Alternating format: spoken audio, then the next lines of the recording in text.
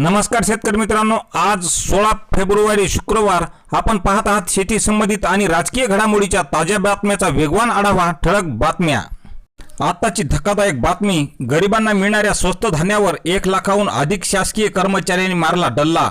गरिबांना मिळणाऱ्या स्वस्त धान्यावरील आनंदाचा शिधा. राज्यभरातील 1 लाखाहून अधिक शासकीय सेवेत काम करणाऱ्या कर्मचाऱ्यांनी डल्ला मारला असल्याचा धक्कादायक प्रकार समोर आला असून त्यामुळे आता 20 फेब्रुवारी पर्यंत पडताळणी करून कारवाईचे आदेश. भारतीय रेल्वेत लोको पायलटच्या 5696 जागांसाठी जम्बो भरतीसाठी 10वी आणि ITI पास करू शकतात अर्ज.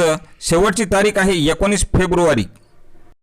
अपेक्षेप्रमाणे काँग्रेसमधून आलेल्या अशोक चव्हाण यांना भाजपने तर शिवसेनेने मिलिंद देवरा यांना उमेदवारी दिली असून राष्ट्रवादी काँग्रेसकडून सायंकाळी उशिरा वरिष्ठ नेते प्रफुल्ल पटेल यांना सुद्धा उमेदवारी जाहीर. शेतकऱ्यांसाठी महत्त्वाची बातमी. तुरीच्या दरात घसरण. गेल्या 2 दिवसात तुरीच्या दरात सातत्याने घसरण सुरू होत असून 2 दिवसापूर्वी 10,525 रुपये तुरीला दर मिळत होता. आज फक्त 10,000 रुपयावर ठाम. आज देऊळगाव राजा इथे कापसाला मिळतोय सर्वाधिक भाव. आवक आहे 3,160 क्विंटलची.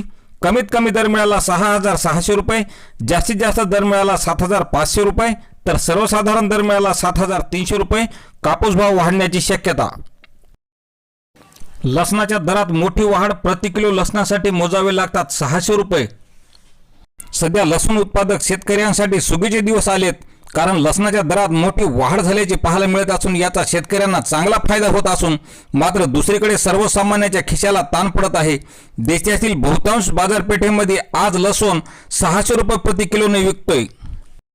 अशाच शेतीविषयी ठळक बातम्यांसाठी चॅनलला सबस्क्राईब करा. धन्यवाद.